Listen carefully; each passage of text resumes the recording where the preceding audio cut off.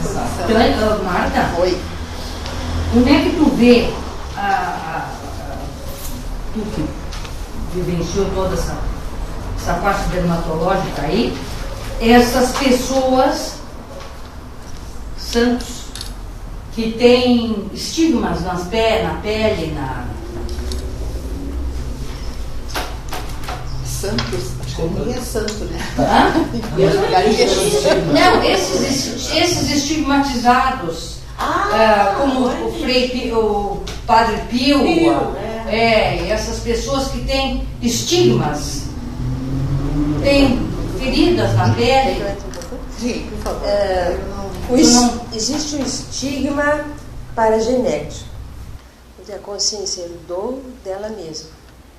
E existe o estigma parapsíquico, onde a consciência sensitiva, com ou sem domínio, pode gerar algo em si mesmo, tá? Por efeito da consciência que está sendo invocada. E pode aparecer mesmo alguma marca, até sangrar e tudo mais. Então, nos dois contextos, a terapêutica seria a busca de entendimento disso. O parapsíquico em dominar o seu processo parapsíquico, porque o parapsiquismo sem controle, ele é, ao contrário, desse útil, ele é autoagressivo até.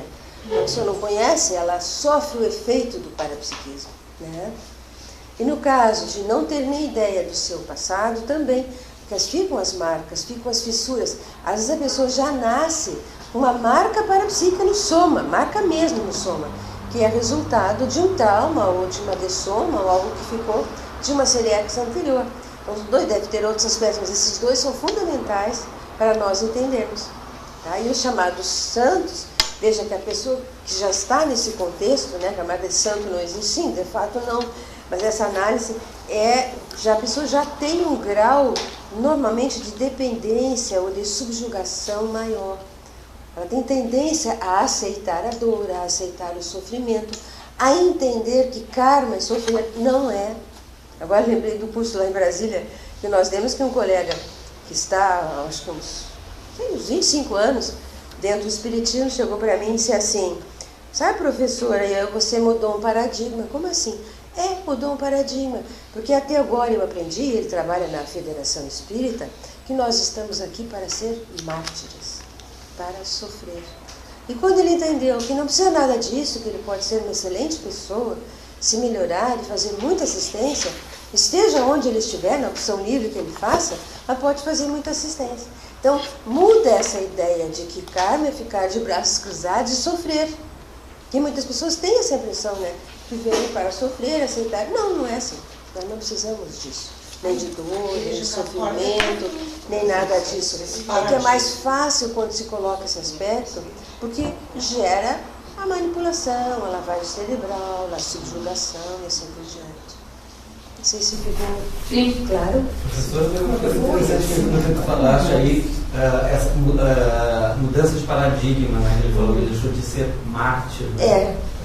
E a Marta? Então veja. A Marta parece que também mudou de paradigma, né? Sim. Aliás, está no processo. Estou no processo, Isso vai desde o primeiro verbete que eu apresentei. Que foi. E é muito interessante que eu agora, essa semana, eu vou fazer o seminário e aí eu já estou mais, digamos preparada. Por isso que eu quis apresentar o verbete hoje. Eu acho que eu estou mais preparada para enfrentar não, para me colocar, vamos dizer assim, para coisas mais profundas nesse seminário. Assim. E eu vou sem expectativa, porque a gente não pode ficar com muita expectativa. Que for, será.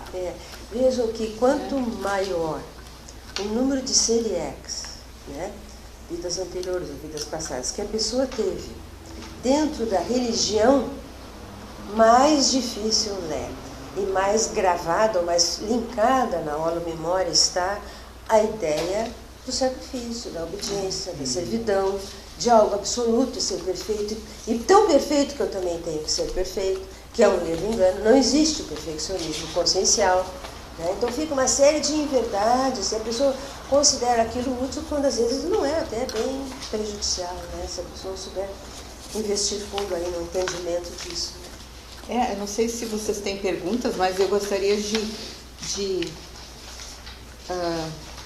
digamos, mencionar aqui, na página 11, ali, na caracterologia, ali, ó, eu coloco ali, ó, autovitimização, que é uma autodepreciação, uma autopiedade que vem da religião, né? E isso é muito, muito, muito... Era muito minha, né? Porque eu sempre me auto-vitimizei em função digamos assim, uma infância reprimida e tudo mais. E eu achei muito interessante essa caracterologia que eu coloquei aqui, porque todos esses aspectos aqui são de uma pessoa psicossomatizada, né? Ó, o autoassédio, ela provoca autoassédio, porque ela está ali com aquele sentimento, aquela emoção que ela não consegue trabalhar, né? Então ela está se autoassediando, se autopatupenselizando, né, Loures? E aí cria aquele estigma. Claro que cria, que no meu caso, a repressão veio de outras vidas também, né? Eu já trago isso comigo. É um autocastigo imposto por mim mesma, não foi ninguém que colocou isso, sou eu que estou colocando, né? Ali a autoculpa, né? Me culpar de tudo, inclusive de estar naquela situação, estou me autoculpando, então estou me agredindo mais ainda, né? A autopunição, né? O autoderrotismo. O que acontece? Os medos, né? Então, aquilo provoca medo e aí eu estou novamente me vitimizando, né? É uma maturidade que a gente tem que ir, digamos assim, à medida que a gente vai crescendo na pesquisa, a gente vai ficando mais madura para esse tipo de efeito, né? O autoderrotismo, então, eu não sou ninguém, eu sou, digamos assim, uma pobre coitada aí, então eu não consigo fazer nada, eu não consigo progredir, eu não consigo ir adiante com a minha evolução, né? Coisa nenhuma, eu tenho que parar, eu tenho que pensar, o que é que está acontecendo que não deixa eu progredir, não deixa eu ir? Eu tenho capacidade, todos nós temos, né? Todos nós temos os nossos trafores, por que não pesquisá-los então, né? E aí vem o auto-vexame, né? O autoconstrangimento, a timidez, acanhamento. Isso eu tive muito, apesar de ser uma consciência que ia para frente, eu me envergonhava de mim mesma, né? Daquilo que estava acontecendo comigo. Eu achei isso aqui bem interessante de colocar. E outra coisa, como a Lourdes estava dos estigmas, né? Lourdes, eu recomendo, tá? Este livro aqui, ó, tá? Ali onde diz, ó, parte 3, autopesquisa, macrosoma, 4 cérebros. Dá uma lidinha, principalmente o paracérebro. Ali é fantástico, fundamental. Em relação à sua pergunta, Lourdes, o 02 da página 11 tem bastante relação, né, que a professora Marta estava falando. E na página 12, na paracérebrologia, você associar esses dois itens e der uma lida com vagar, aí penso que você vai encontrar mais elementos sobre o entendimento das fissuras, das marcas que ficam e tudo mais, que você perguntou, que gera estigmas, né, dos próprios estigmas. Marta, tu tiveste repercussões a respeito do holocausto? Não. Rede? Não tive. Vocês vejam que independente de não ter tido, né, repercussões, pode talvez alguma informação que chegou, não impediu o trabalho profundo do mesmo jeito do verbete, tá? E aqui eu gostaria de deixar bem um esclarecimento. O nosso estudo retocognitivo, o holobiográfico é importante, é necessário, é útil, mas ele precisa ser calçado, orientado pela qualidade da pesquisa da consciência, ou seja, pela melhoria da autoconsciencialidade. De nada nos adianta sabermos que eu fui, seja lá o que for, o Papa, o Rei, ou Rainha, outro dia eu brincava que faraós ainda não descobrimos, mas deve ter de tudo, até pior, eu acho que o compromisso é nosso até maior, se nós não usarmos isso para fazer uma autopesquisa profunda. Então, é o prioritário. Eu faço esse contraponto aqui exatamente porque a Marta, independente disso, o verbete dela, do nosso ponto de vista, está excelente em termos de introspecção profunda ou de responsabilidade profunda na pesquisa da consciência. Tá? Então, Levem a sério os colegas, vocês vão ter resultado. Não tem dúvida disso. Ali na página 12, tá? Iniciando a página 11, epigenetologia, no final eu coloco ali, ó, a motivação do estudo historiográfico desde o nascimento até a descoberta da causa do mal. Pode servir de indicativo para a remissão da doença. Ou seja, eu me coloquei, né, como nesta vida, não precisou ter reto de outras vidas, essa própria vida serviu para me mostrar o que é que eu tinha, vamos dizer assim, tinha acontecido comigo, né? Qual foi o processo que me levou a ter esse tipo de psicossomatização. Não precisa ser outra, né? Talvez as outras, com certeza outras também tiveram, vamos dizer assim, efeito nesse contexto. Mas o primordial foi nesta vida, desde a infância lá até o momento que eu me descobri. E a tua responsabilidade é dar conta dessa, né? Sim, primeiro essa aqui, né? Essa é prioritária. É isso, é hoje o nosso completismo. Né? O aqui e agora multidimensional é exatamente isso. Né? Essa que faz a diferença. Né? Mas a gente nota que as pessoas fogem desse aprofundamento, assim, dizendo, mas eu não sei o que aconteceu na outra, então acho mais importante. Isso é então vão em cartomantes, procuram. Quem souber pode dizer alguma coisa. Quanto mais evoluir, melhor, né? Elas vão. Na verdade, o que os outros dizem para mim é mais fácil de eu, digamos assim, captar do que eu realmente me pesquisar e eu achar, fazer achados de mim mesmo, né? Mas agora tu deste um exemplo, compreende, que eu posso também, ao conversar com essas pessoas, passar, não precisa saber nada, porque eu sempre digo, não precisa ter visão de ver o passado, nem saber, não é? É você se autotrabalhar agora, e ir profundo agora. Não é? Então, é um exemplo teu que tu estás dando que, não é? Está bem exemplificado aqui, na casuística. Às vezes, o psicossoma interfere de uma forma muito mais grave, como consta no livro do Ori Lobato, mestre de provas clínicas. Ele relatou um fato muito importante sobre o efeito do psicossoma. Ele é um cientista. E aí, uma jovem com 20 anos teve uma doença de pele chamada lúpus eritematoso. É uma das mais graves patologias, porque leva ao soma, insuficiência renal, a pessoa acaba de fazer diálise e acaba. Nesse caso, ela morreu. Bom, a irmã dela, quando atingiu a mesma idade, começou por apresentar sintomas desse tipo de doença. Foi progredindo. Também foi uma insuficiência renal, fez diálise e morreu. A irmã também. Foi. A irmã também dessomou pela mesma. Sabe, o Sabag, neste livro aqui, e principalmente nesse, ele coloca que a psoríase artropática ela pode causar distúrbios no coração. Quer dizer, a psoríase tem tipos de psoríases mais graves, que podem, inclusive, afetar qualquer área do corpo. Neste caso, a artropática precisa de um cardiologista.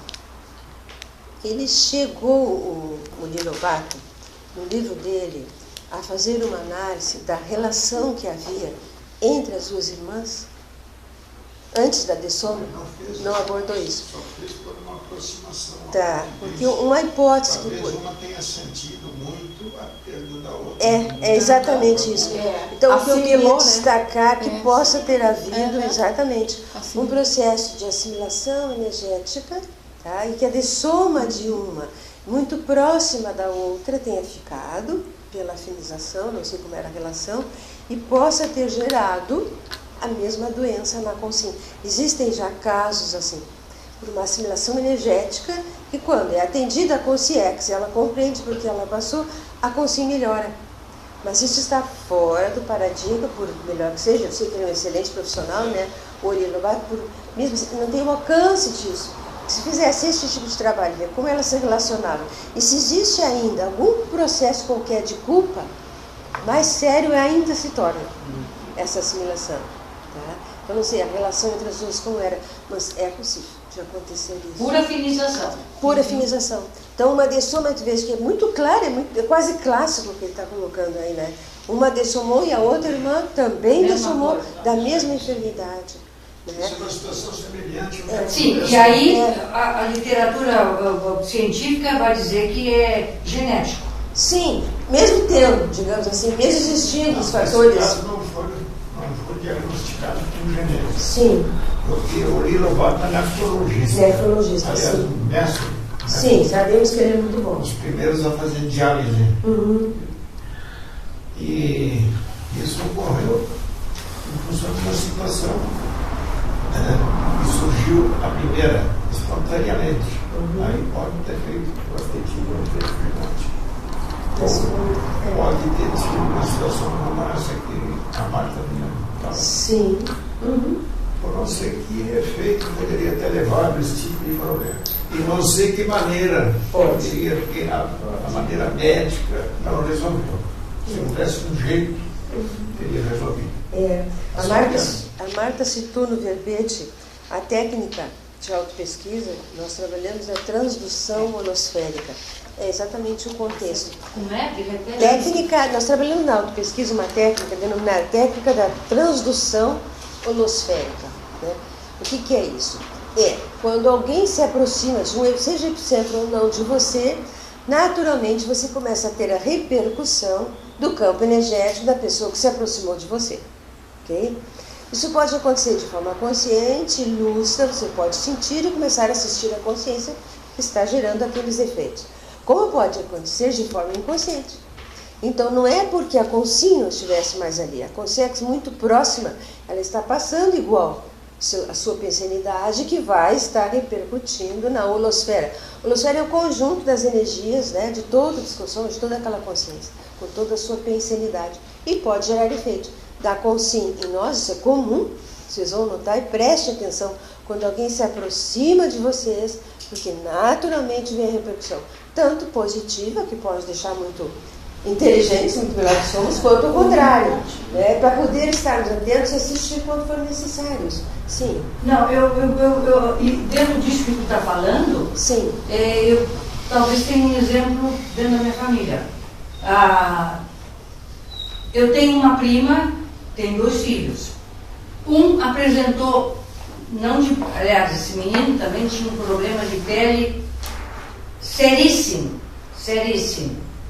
E era alergia. E foi tratado com uma alergia a vida inteira. Mas a coisa era séria. Aliás, como toda doença de pele, ela é repelente, né? A gente tem... Tende a se afastar. Tende a se afastar. Bom, mas concomitante com isso, o guri tinha um problema de olho raríssimo, muitíssimo raro, que levou à cegueira. Bom, o outro irmão começou a desenvolver também a mesma doença no olho, que também estava levando à cegueira. Não sei se chegou a ficar totalmente cego, mas era a mesma coisa. E aí o médico disse, isso aí é genético. E aí a mãe disse, não pode ser genético, doutor, porque esses meus filhos não são meus filhos biológicos. Essas crianças foram adotadas e um veio dessa zona carvoeira aqui, nossa, tá? E o outro veio lá do Alto Erechim, quer dizer, nada a ver. Nada a ver. As crianças eram completamente incompatíveis geograficamente.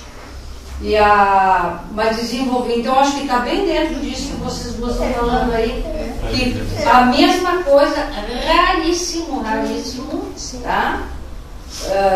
Uma patologia, não sei qual é que é. Eu agora até não lembro o nome técnico, mas eu sei que existe, estávamos falando com um senhor que está conseguindo equilibrar isso.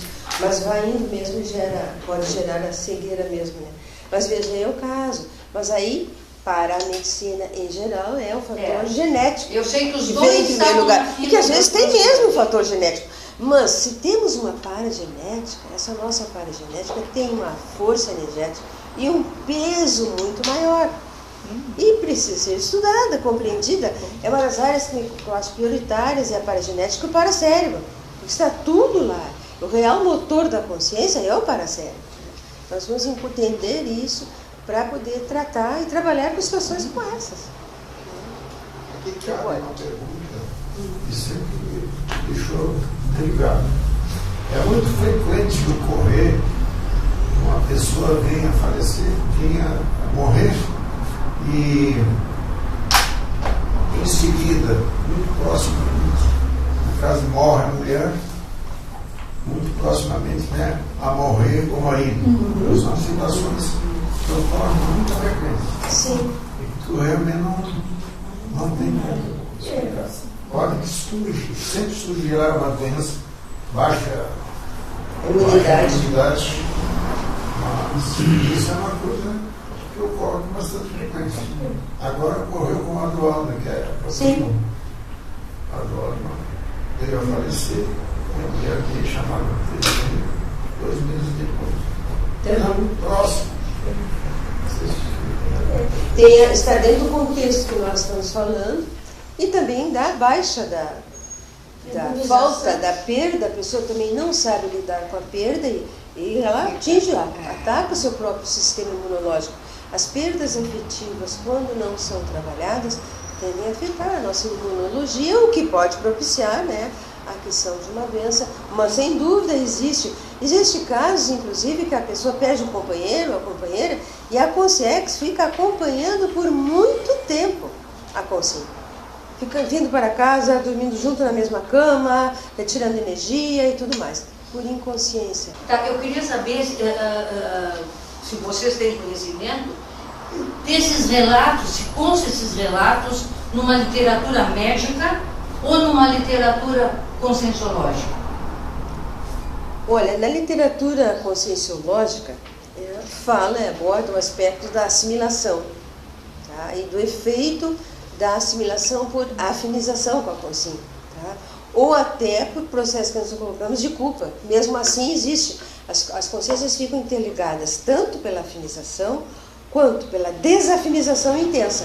E como um processo não ficou muito claro como é o sentimento de culpa em relação a alguém que morreu e a pessoa pensa, puxa, eu deveria ter feito isso, eu podia ter feito aquilo, eu podia ter salvo até aquela pessoa. Os médicos às vezes ficam com um certo processo de culpa, embora tenham feito o que podiam, né? E isso pode trazer aproximar a consciência que dessomou da consciência e gerar algum efeito, sim.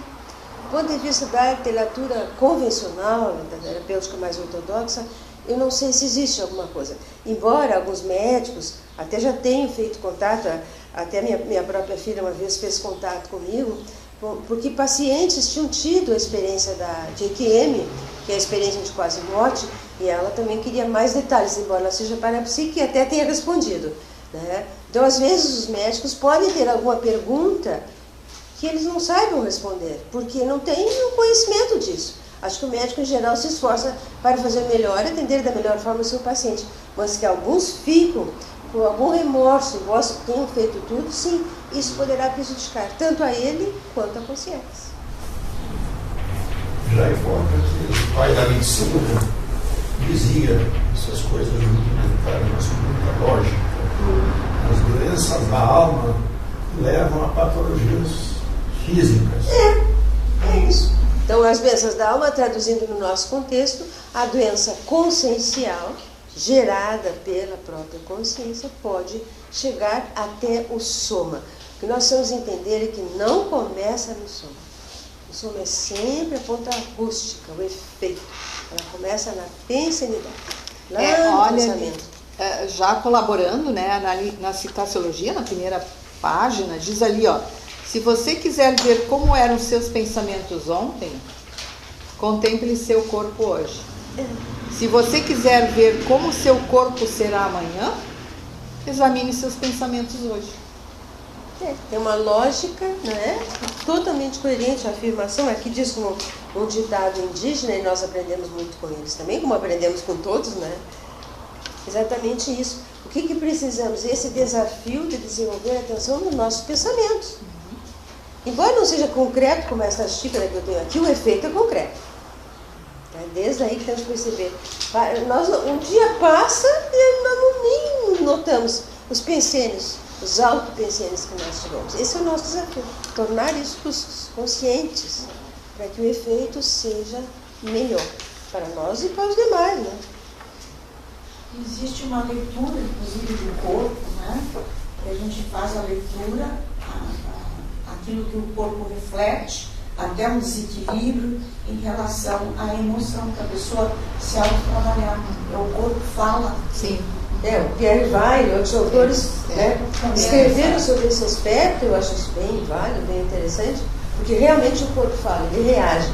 Só que nós precisamos prestar atenção. Às vezes a consciência não presta atenção nem no corpo, né, que está passando as mensagens aí.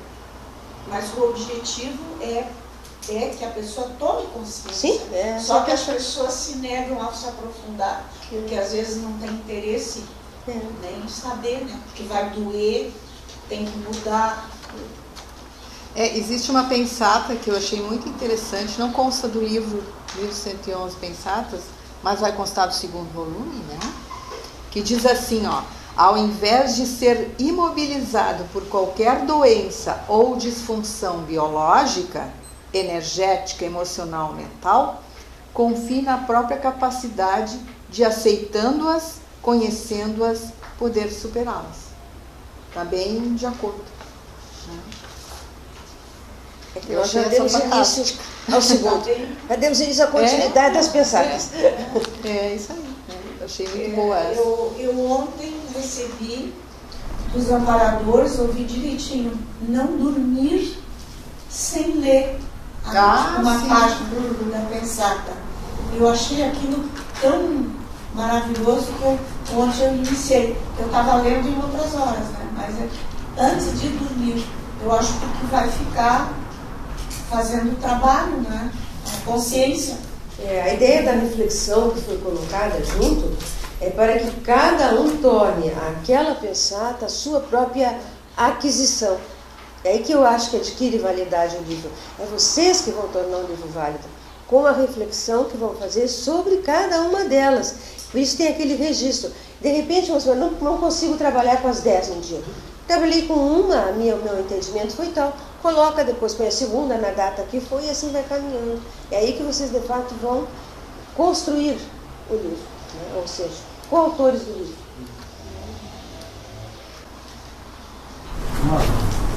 Página 1, a somatologia, quarta linha, a automensagem dérmica. Podia só explicitar um pouquinho, traduzir o que é essa automensagem dérmica? Quando digamos assim, a patologia ela aparece na derme, na pele, ela está dizendo que alguma coisa já aconteceu lá no mental, no emocional, no energético. Ali vamos dizer, é a finalização. Quer dizer, o importante seria pesquisar para poder controlar através da mente, né, o processo emocional, para que ele já não finalize na derme.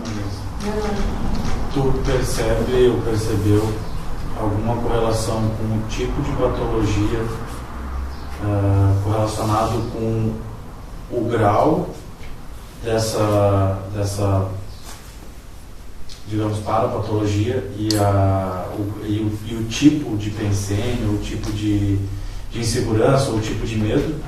Não sei se eu fui claro, não fui muito claro, mas... Tu quer dizer a tipo, influência das consciências? Não, a influência das consciências.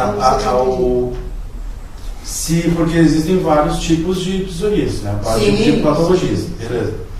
A correlação dessas patologias com tipos de pensênios ou tipos de medos, comportamentos. Não sei se tem a correlação desse lado com esse. Sim, eu vejo assim, ó, no primeiro instante, tá? Quando eu tive as psoríases nas articulações, eu acho que eu era, além de reprimida, muito rígida. nas minhas ideias, mesmo em criança. Tinha que ser assim porque tinha que ser assim, entende? Isto aí provocou a psoríase nas articulações. Bem interessante a relação que ela está fazendo entre rigidez e flexibilidade da articulação. A flexibilidade, a articulação se tornou rígida, porque eu já era rígida. Eu não flexibilizei, entende? Eu me tornei... Não só nas articulações, aqui nessa área, principalmente essa área aqui, né? Dos ombros, que é. Também aqui eu tinha dificuldade de... Naturalmente pode ter essa relação, um tipo de... Como é interessante isso, eu tive um problema há um tempo atrás com o meu chefe maior. E eu estava caminhando, fui caminhar no quarteirão de tênis e coloquei aquela meia que é pequenininha. E a meia, no caminhar, quando eu voltei, no outro dia, os dois dedões, a unha do dedão completamente arroxada, por causa da meia. Eu não entendi por que eu fiquei daquele jeito. Eu acho que a meia machucou. E os dois ficaram. Aí eu estava lendo algum livro de psicologia e dizia que geralmente os dedos dos pés, tudo tem significado, né? Os dedos dos pés, quando o dedão que comanda, né? O meu chefe era o comandante lá e eu fazia o papel de comandante também. Eu achei interessante que os dois dedos ficaram hoje, assim, né? Sabe? Igual o que está querendo dizer com isso, né? Para pensar, né? Eu perdi as duas unhas, inclusive. O corpo, como fala o alemão aqui, que ele diz na estrangeirismologia, a Organsprache, né, que é o órgão é o órgão e a Sprache é a fala, né? Os órgãos falam, né? Você colocou aqui na megapensenologia, né? Sim, com certeza. Soma fala, dermatose, desequilíbrio emocional, doença psicossomática. Isso aí. Marta, tu nunca tentaste um tratamento